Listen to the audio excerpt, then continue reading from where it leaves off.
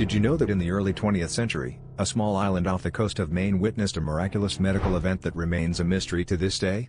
Dubbed the Great Cranberry Island Cure, this obscure phenomenon involved a local herbalist who reportedly cured an entire community suffering from a mysterious illness using a concoction made from wild cranberries and indigenous herbs. The illness, characterized by severe fatigue and muscle pain, had baffled doctors. Yet, the herbalist's remedy not only alleviated symptoms but also led to full recoveries within weeks. Modern scientists speculate the anti-inflammatory and antioxidant properties of cranberries played a crucial role, but the exact combination and method remain unknown. This event has since spurred interest in the untapped potential of plant-based medicine, reminding us that nature holds secrets yet to be fully understood.